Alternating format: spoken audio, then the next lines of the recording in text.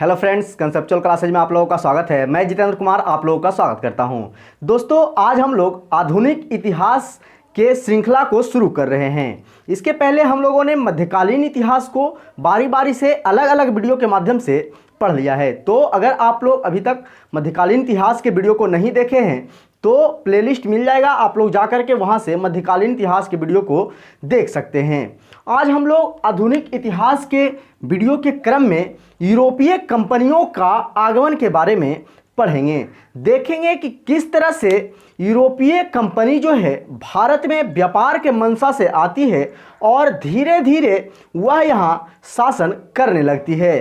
तो किस तरह से पहले वह यहाँ व्यापारिक मंशा से आती है, सिर्फ व्यापार करने के उद्देश्य से, लेकिन धीरे धीरे उनके द्वारा भारत के क्षेत्रों पर अधिकार कर लिया जाता है और यहाँ शासन करना शुरू कर देते हैं।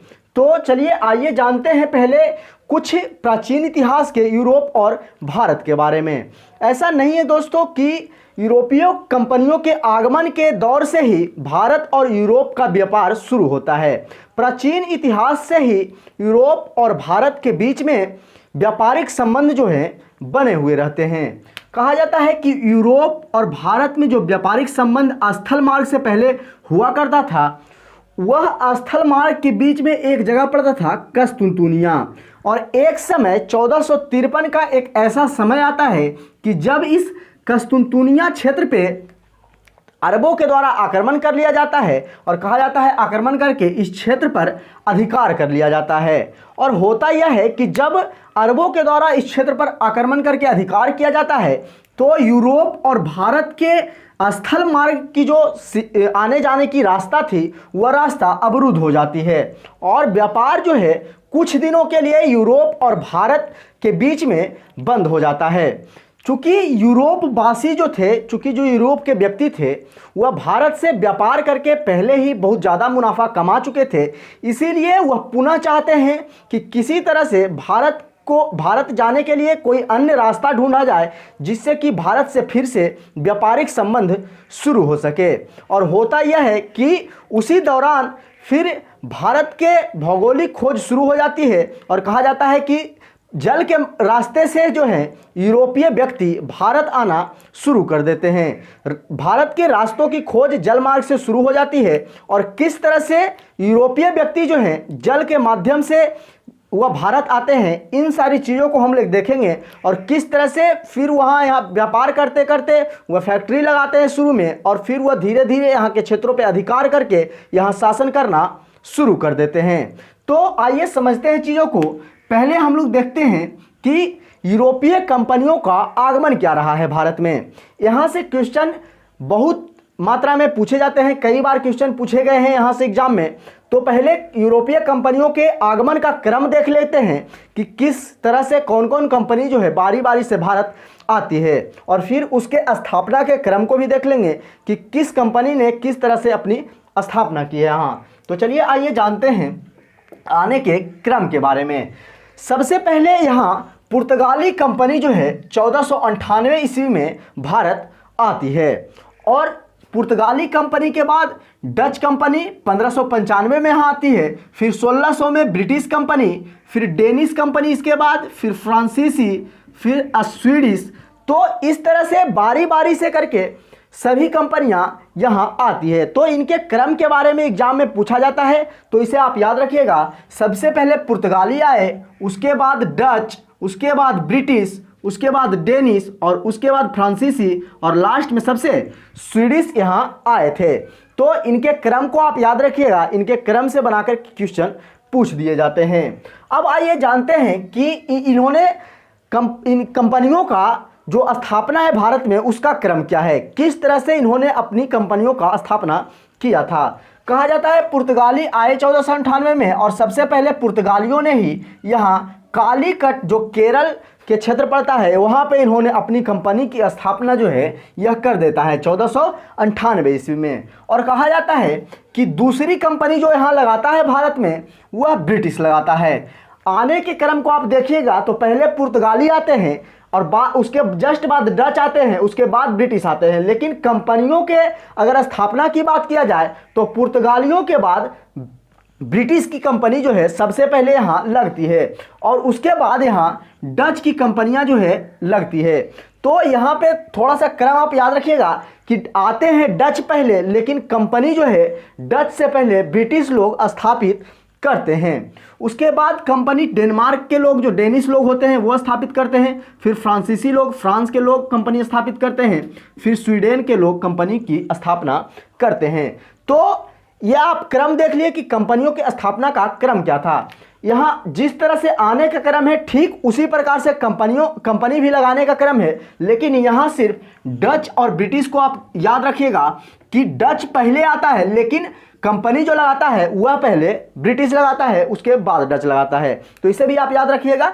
पुर्तगाली कालीकट जो बंदरगाह है केरल के किनारे, तो वहीं पे सबसे पहले अपना फैक्ट्री 1498 में लगाते हैं। ब्रिटिश सूरत में, जो कि गुजरात का क्षेत्र पड़ता है, वहाँ पे 1600 ईस्वी में लगाते हैं। डच जो है मसूलीपट्टनम में, जो कि आंध्र प्रदेश में पड़ता है, वहाँ अपने पहली फैक्ट्री लगाते हैं। डेनमार्क जो रहते हैं वह सूतानदी में लगाते हैं। फ्रांसीसी जो रहते हैं वह सूरत में लगाते हैं, तथा स्वीडिश जो लोग रहते हैं वह गोहनबर्ग में अपनी कंपनी को स्थापित करते हैं।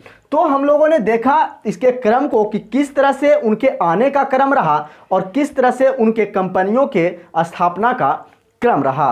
अब आइए हम लोग जानते हैं सबसे पहले जो कंपनी आई थी पुर्तगाली कंपनी, उसके बारे में हम लोग डिटेल में पढ़ते हैं। सभी कंपनी के बारे में हम लोग डिटेल में पढ़ेंगे। जहां तक क्वेश्चन पूछे जाते हैं उन सारे क्वेश्चन को हम लोग इस वीडियो के माध्यम से कवर करेंगे। तो सारे कंपनियों को हम लोग बारी बारी से पढ़ेंगे। तो आइए आज हम लोग पढ़ते हैं पुर्तगाली कंपनियों के बारे में। पुर्तगाली कंपनियों के बारे में कहा जाता है कि जब भारत के लिए भौगोलिक खोज शुरू होता है, भारत से व्यापार करने के मंशा से जो है लोग यहाँ की खोज करना शुरू करते हैं, तो कहा जाता है पुर्तगाल के जो राजकुमार रहते हैं हेनरी द नेविगेटर, नाम याद रखिएगा, पुर्तगाल के राजकुमार हेनरी द नेविगेटर के सतत प्रयास से जो है भारत का भौगोलिक खोज शुरू होता है और व्यापार के लिए भारत की खोज होना शुरू हो जाती है। और कहा जाता है कि सबसे पहले पुर्तगाली एक नाविक था, नाम आप लोग जानते होंगे बार्थोलोमियो डियाज, और बार्थोलोमियो डियाज के द्वारा सबसे पहले 1487 ईस्वी में उत्मासा अंतरीप की खोज की जाती है। उत्मासा अंतरीप जो है दोस्तों वह दक्षिण अफ्रीका का सबसे दक्षिणतम बिंदु है। आइए थोड़ा सा समझते हैं इसको हम लोग। भारत और यूरोप की स्थिति को समझते हैं। मैप में दोस्तों आप लोग जब विश्व का मैप पूरा देखेंगे तो मैप में यहाँ पे भारत की अगर स्थिति है तो यहाँ दक्षिण अफ्रीका की स्थिति है और यहाँ यूरोप की स्थिति है। तो यूरोप वासी जो हैं यहाँ से दक्षिण अफ्रीका के रास्ते होते हुए भारत आना प्रारंभ करते हैं और इसी क्रम में जो है सबसे पहले पुर्तगाली नाविक जो होते हैं बार्थोलोमियो डियाज, वह दक्षिण अफ्रीका के सबसे दक्षिणतम बिंदु जो उत्मासा अंतरीप रहता है उसकी खोज की जाती है और इसे he kept of good hope के नाम से भी जाना जाता है। तो इसे भी आप याद रखिएगा कि केप ऑफ गुड होप की खोज जो है वह बार्थोलोमियो डियाज के द्वारा 1487 ईस्वी में सबसे पहले किया गया था। तो हम लोगों ने ये स्थिति देखा। फिर आगे हम लोग जानते हैं दोस्तों 1494 ईस्वी में एक स्पेनी निवासी रहता है, एक स्पेन के निवासी रहता है कोलंबस, और उन्होंने भारत के रास्ते को खोजते खोजते वह अमेरिका की खोज कर लेता है। तो अमेरिका की खोज कोलंबस के द्वारा भारत की रास्ता को खोजने के क्रम में कर लिया जाता है। तो इसे भी आप याद रखिएगा। 1494 में स्पेनी निवासी रहते हैं कोलंबस और उनके द्वारा अमेरिका की खोज की जाती है। उसके बाद सबसे पहले जो पुर्तगाली रहते हैं वास्को डी गामा, कहा जाता है कि 17 मई 1498 ईस्वी में वह यही उत्मासा अंतरीप के रास्ते होते हुए भारत पहुंचने में वह सफल होते हैं। तो सबसे पहले पुर्तगाली व्यक्ति जो कि भारत आए वह थे वास्को डी गामा। कहा जाता है कि उत्मासा अंतरीप, जिसे कि केप ऑफ गुड होप के नाम से भी जाना जाता है, उसके रास्ते होते हुए सबसे पहले वास्को डी गामा 17 मई 1498 ईस्वी में कालीकट जो केरल का बंदरगाह है वहां पर पहुंचते हैं। इनके बारे में कहा जाता है कि गुजरात के एक पथ प्रदर्शक होते हैं अब्दुल मजीद, और अब्दुल मजीद के ही साथ कहा जाता है कि यह एक नाविक होते हैं और यह इन्हें समुद्र के मार्ग में ही मिलते हैं और इन्हीं के साथ जो है यह सबसे पहले केरल के कालीकट बंदरगाह पे पहुंचते हैं। और उस समय उस क्षेत्र के जो राजा होते हैं वह होते हैं राजा जमोरिन। और राजा जमोरिन से यह मिलते हैं। कहा जाता है कि वास्को डी गामा का राजा जमोरिन के द्वारा भव्य स्वागत किया जाता है और कहा जाता है कि वास्को डी गामा उन्हें बताते हैं कि हम यहाँ व्यापार करने के उद्देश्य से आए हैं। तो राजा जमोरिन के द्वारा उन्हें यहाँ से काली मिर्च, जिसे कि हम लोग देहाती भाषा में गोलकी के नाम से जानते हैं, तो काली मिर्च और बहुत सारी जड़ी बूटियों को लेकर जाने का आदेश जो है राजा जमोरिन के द्वारा वास्को डी गामा को दिया जाता है। और कहा जाता है कि वास्को डी गामा यहाँ से सारी चीज़ों को खरीदते हैं और ख़रीद करके अपने हेक्टर नामक जहाज़ से वह यूरोप लौट जाते हैं। और कहा जाता है कि जब वह यूरोप लौटते हैं तो यूरोप में जब वह इन सारी चीज़ों को बेचते हैं तो बेच करके वह अपनी जितना उनका खर्च बैठा था सारे खर्च को अगर वो हटा लिया जाए तो कहा जाता है कि सारे खर्च को छोड़ करके फिर भी उन्हें इन सारी चीज़ों से लगभग 60 गुना अधिक मुनाफा होता है। और इतनी मुनाफा को देखकर पुर्तगाल के अन्य व्यक्ति भी चाहते हैं कि भारत जाकर व्यापार करे और अधिक मुनाफा कमाए। तो कहा जाता है कि फिर उसी क्रम में 1500 ईस्वी में एक दूसरे व्यक्ति रहते हैं पेड्रो अल्वारेज, इसका भी नाम आप याद रखिएगा, पेड्रो अल्वारेज क्रेवाल इनका नाम है। यह दूसरे पुर्तगाली व्यक्ति होते हैं जो भारत व्यापार की मंशा से आते हैं। तो इनका नाम भी आप याद रखिएगा कि दूसरा पुर्तगाली जिन्होंने व्यापार की मंशा से भारत आया वह थे पेड्रो अल्वारेज क्रेवाल। अब आइए जानते हैं, कहा जाता है कि जब बारी बारी से सभी व्यापारी यहाँ आने लगते हैं तो वहाँ के जो राजा रहते हैं, वहाँ के जो राजकुमार होते हैं हेनरी द नेविगेटर, कहा जाता है उनके द्वारा एक समूह बनाकर भेजा जाता है यहाँ लोगों को। और कहा जाता है 1503 ईस्वी में सबसे पहले कोचीन में पुर्तगालियों के द्वारा अपना पहला फैक्ट्री जो है वह स्थापित किया जाता है। तो कोचीन में 1503 ईस्वी में पुर्तगालियों ने अपना पहला फैक्ट्री लगाया था, तो इसे आप याद रखिएगा। और कहा जाता है कि ठीक उसके 2 साल बाद 1505 ईस्वी में कन्नूर में दूसरी फैक्ट्री भी पुर्तगालियों के द्वारा लगा दिया जाता है। तो पहली फैक्ट्री यह लगाते हैं कोचीन में तथा दूसरी फैक्ट्री जो है कन्नूर में यह लगाते हैं। तो इसे आप याद रखिएगा कि दोनों फैक्ट्री जो है पुर्तगालियों के द्वारा कब कब लगाया गया है।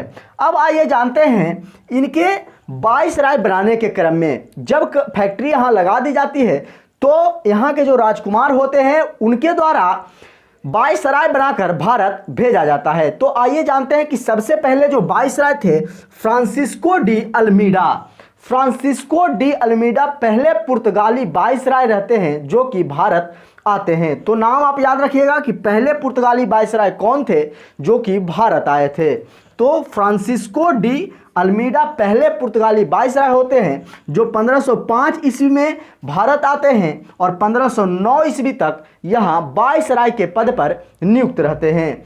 कहा जाता है कि इनका जो मूल उद्देश्य था, यह यहाँ जो आए थे वह अपने फैक्ट्री के माध्यम से शांति से वह यहाँ व्यापार करना चाहते थे और वहाँ शांति से व्यापार करने के उद्देश्य से ही यह भारत भेजे जाते हैं। और कहा जाता है इनकी जो शांति के कारण जो शांति व्यवस्था से यहाँ व्यापार करने की मंशा थी उसे ब्लू वाटर पॉलिसी के नाम से जाना जाता है। तो यह ब्लू वाटर पॉलिसी जो है फ्रांसिस्को डी अल्मीडा की जो शांति तरीके से व्यापार करने की मंशा है उसे ही आप जाना जाता है। तो ब्लू वाटर पॉलिसी के बारे में भी आप याद रखिएगा। अब आइए जानते हैं कुछ अन्य पॉइंट के बारे में। कहा जाता है कि 1509 ईस्वी तक यह रहते हैं और 1509 ईस्वी में कहा जाता है कि मुस्लिम नौसैनिक से इन लोगों का युद्ध हो जाता है। पुर्तगालियों का मुस्लिम नौसैनिक से 1509 ईस्वी में युद्ध होता है और कहा जाता है कि हिंद महासागर के क्षेत्रों में जहां मुस्लिम नौसैनिक जो रहते हैं वो अधिकार जमा चुके होते हैं, उस क्षेत्र को पुर्तगालियों के द्वारा जीत लिया जाता है। और जीत करके कहा जाता है कि हिंद महासागर के क्षेत्रों पर भारत को आप देखते होंगे मैप में, ये अगर भारत का ये मैप देख सकते हैं, इस भारत के मैप का जो नीचे वाला क्षेत्र हिंद महासागर का था, तो इस क्षेत्र पर जो है पुर्तगालियों के द्वारा अधिकार कर लिया जाता है। तो इसे भी आप याद रखिएगा कि 1509 ईस्वी में सबसे पहले यह युद्ध लड़ते हैं मुस्लिम नौसैनिक से और हिंद महासागर के क्षेत्रों पे कब्जा कर लेते हैं। कहा जाता है कि इनके मृत्यु के बाद अगले जो वाइसराय बनते हैं वह अल्फांसो डी अल्बुकर्क बनते हैं। तो इनका नाम भी आप याद रखिएगा। दूसरे पुर्तगाली जो वाइसराय थे वह अल्फांसो डी अल्बुकर्क थे, जो कि 1509 में वाइसराय की पद पे नियुक्त होते हैं और 1515 ईस्वी तक यहाँ वाइसराय के रूप में रहते हैं। कहा जाता है कि यह दूसरा गवर्नर थे जो कि कोचीन को अपना मुख्यालय बनाते हैं। इनके द्वारा स्थापित की जाती है फैक्ट्री कोचीन और कुन्नूर दोनों जगह पे, लेकिन मुख्यालय जो है मेन रूप से जो दूसरा वाइसराय होते हैं अल्फांसो डी अल्बुकर्क, उनके द्वारा कोचीन में अपना मुख्यालय जो है वह बनाया जाता है। तो इसे भी आप याद रखिएगा। कहा जाता है कि 1510 ईस्वी में एक ऐसी घटना होती है कि बीजापुर के जो आदिल शाह यूसुफ रहते हैं वहाँ के राजा, उनसे कहा जाता है कि इनके द्वारा एक युद्ध लड़ा जाता है और युद्ध लड़के अल्फांसो डी अल्बुकर्क जो रहते हैं वह आदिल शाह से गोवा का जो क्षेत्र रहता है उसे जीत लेते हैं और गोवा के क्षेत्र पर पुर्तगालियों का सबसे पहले जो है अधिकार 1510 ईस्वी में कर लिया जाता है। तो यह भी क्वेश्चन पूछा गया है एग्जाम में, तो इसे भी आप याद रखिएगा कि पुर्तगालियों ने सबसे पहले भारत के किस राज्य को जीता था। तो गोवा राज्य को सबसे पहले 1510 ईस्वी में आदिल शाही यूसुफ से उन्होंने जीता था। अब आइए इनके कुछ प्रमुख कार्य जो है भारत में इन्होंने रहा कुछ दिनों तक और प्रमुख कुछ कार्य जो हैं उनके बारे में जानते हैं। कहा जाता है कि भारतीय स्त्रियों से जो है शादी करने के लिए उन्होंने पुर्तगालियों को प्रोत्साहित किया। वह चाहता था, पुर्तगाली लोग चाहते थे कि वह यहीं रह जाए भारत में ही, और भारत में रहते रहते वह धीरे धीरे शासन करना शुरू कर दे, और इसी मंशा के कारण वह भारतीय स्त्रियों से पुर्तगालियों को शादी करने के लिए प्रोत्साहित करता है। तो भारतीय स्त्रियों से पुर्तगालियों के द्वारा उत्साहित किया गया शादी करने के लिए। अब आगे बात अगर करें तो कहा जाता है कि 1515 ईस्वी में गोवा जो उन्होंने जीता था वहाँ सबसे पहले इन्होंने प्रथम चर्च की भी स्थापना कर देते हैं और 1515 ईस्वी में एक चर्च की निर्माण कराया जाता है गोवा में, जिस चर्च का नाम आप याद रखिएगा सेंट जेवियर चर्च। यह भी बहुत ही इंपॉर्टेंट क्वेश्चन है कि सबसे पहले पुर्तगालियों के द्वारा किस चर्च का निर्माण करवाया गया और कहां करवाया गया। तो 1515 ईस्वी में सेंट जेवियर चर्च की स्थापना जो है पुर्तगालियों के द्वारा गोवा जो कि वह जीता था आदिल शाही यूसुफ से, वहाँ सबसे पहले यह अपना प्रथम चर्च का निर्माण करवाते हैं। कहा जाता है कि इनके द्वारा सती प्रथा पर भी रोक लगाया गया, जो कि पहले से प्रथा चली आ रही थी कि जब उनका पति मरेगा तो उनकी पत्नी को भी उनके साथ सती हो जाना पड़ेगा, उनके साथ चिता पे जलना पड़ेगा। तो इस प्रथा पर भी जो है अल्फांसो डी अल्बुकर्क के द्वारा रोक लगाया जाता है। फिर कहा जाता है कि 1515 ईस्वी में इनकी मृत्यु हो जाती है और इनका वाइसराय का पद पे रहना समाप्त हो जाता है। फिर अगर बात करें तो कहा जाता है कि पुर्तगाली जो हैं अपने आप के, चूंकि यह हिंद महासागर के क्षेत्रों को जीत चुके थे नौसैनिकों से, मुस्लिम नौसैनिक से वह जीत चुके थे, तो हिंद महासागर का वह अपने आप को बादशाह कहते थे और कहा जाता था, इसीलिए उन्हें सागर का मालिक भी कहा जाता है। तो सागर के मालिक यह अपने आप को कहते थे। अगर आगे बात करें तो कहा जाता है कि 1560 ईस्वी में गोवा में सबसे पहले ईसाई धर्म न्यायालय की स्थापना जो है पुर्तगालियों के द्वारा किया जाता है। तो ईसाई धर्म न्यायालय की स्थापना गोवा में पुर्तगालियों के द्वारा 1560 ईस्वी में बनाया गया था और कहा जाता है कि मार्टिन डिसूजा एक पुर्तगाली व्यक्ति रहते हैं जिनके द्वारा प्रसिद्ध ईसाई संत रहते हैं संत जेवियर, जो कि भारत आते हैं। तो इन्हें भी आप याद रखिएगा। मार्टिन डिसूजा के साथ एक प्रसिद्ध ईसाई रहते हैं जिनका कि नाम होता है संत जेवियर, जो कि उनके साथ भारत आते हैं। कहा जाता है पुर्तगालियों को भारत और जापान के बीच के प्रारंभ का निर्माता कहा जाता है, या फिर कह सकते हैं कि उन्हें सबसे पहले शुरुआत करने का जन्मदाता कहा जाता है। तो भारत और जापान के बीच में अगर सबसे पहले व्यापार प्रारंभ हुआ तो वह पुर्तगालियों के द्वारा ही हुआ था। तो इसे भी आप याद रख सकते हैं। पुर्तगालियों के द्वारा यहाँ कई अन्य कार्य भी किए गए हैं, तो उनके बारे में भी हम लोग जान लेते हैं। पुर्तगालियों ने ही सर्वप्रथम भारत में प्रिंटिंग प्रेस का काम शुरू किया था। प्रिंटिंग प्रेस जो छपाई का काम होता है, उस काम का शुरुआत जो है सबसे पहले भारत में पुर्तगालियों के द्वारा ही किया गया था। तो यह भी क्वेश्चन एग्जाम में कई बार पूछा गया है कि भारत में सबसे पहले प्रिंटिंग प्रेस का काम किसने शुरू किया था। तो पुर्तगाली कंपनियों ने सबसे पहले यहाँ प्रिंटिंग प्रेस का काम शुरू किया था, तो इसे भी आप याद रखिएगा। फिर अगर आगे बात किया जाए तो कहा जाता है पुर्तगाली जो रहते हैं वह मध्य अमेरिका से तंबाकू, मक्का और आलू की खेती जो है करना सीखे थे और वह खेती भारत में भी करना लोगों को सिखाते थे। तो कहा जाता है कि मध्य अमेरिका से वह तंबाकू, मक्का और आलू उपजाना सीखे थे और उन फसलों का जो है विस्तार वह भारत में आकर रहने के क्रम में यहाँ भी करते हैं। तो तंबाकू, मक्का और आलू जो है पुर्तगालियों की ही देन है, जो कि वह मध्य अमेरिका से सीखकर आए थे और यहाँ उन्होंने कई सारे चीज़ों का उपजाना शुरू किया, कई चीज़ों को। तो आइए जानते हैं कि किस किस चीज़ों, क्या क्या चीज़ जो है वह पुर्तगालियों का देन है। कहा जाता है कि अनानास, पपीता, लीची, बादाम, काजू, मूंगफली, शकरकंद, ये सब जो चीज़ें हैं ये सब पुर्तगालियों की ही देन है। कई देशों में पुर्तगाली व्यापार करने के लिए जाते हैं, कई दिनों तक वहाँ रहते हैं और बहुत सारी चीज़ों को जो है सीख करके वह भारत में चूँकि आए थे, इसीलिए इन सारों का विकास जो है भारत में भी उनके द्वारा किया जाता है। तो अनानास, पपीता, लीची, बादाम, काजू, मूंगफली, शकरकंद, ये सारी चीज़ें जो है वह पुर्तगालियों की ही देन है और भारत में पुर्तगालियों के द्वारा ही सबसे पहले इन सारी फसलों को उपजाया गया था। तो आज हम लोगों ने दोस्तों पुर्तगाली कंपनियों के आगमन को देखा कि किस तरह से पुर्तगाली कंपनी यहाँ आते हैं और फिर धीरे धीरे वह गोवा के क्षेत्रों पे भी अधिकार कर लेते हैं और फिर वह यहाँ शासन करना प्रारंभ कर देते हैं। तो फिर अगले दिन हम लोग डच कंपनी को देखेंगे, फिर ब्रिटिश कंपनी को देखेंगे। इसी प्रकार से जो जो महत्वपूर्ण कंपनियां होंगे उनके बारे में हम लोग पढ़ेंगे और सारी चीज़ों को इसी तरह से ऑब्जेक्टिव के माध्यम से समझने का प्रयास करेंगे। तो दोस्तों हमने आप लोगों को ये सारी चीज़ें समझाने का प्रयास किया, तो आशा करते हैं कि आप लोगों को ये सारी चीज़ें समझ में आई होगी। अगर सारी चीज़ें समझ में आई है तो प्लीज़ वीडियो को लाइक करें, चैनल को सब्सक्राइब करें तथा ज़्यादा से ज़्यादा दोस्तों के पास शेयर करें। तो चलिए दोस्तों, आज के लिए इतना ही, फिर मिलते हैं हम लोग अगले वीडियो में। जय हिंद।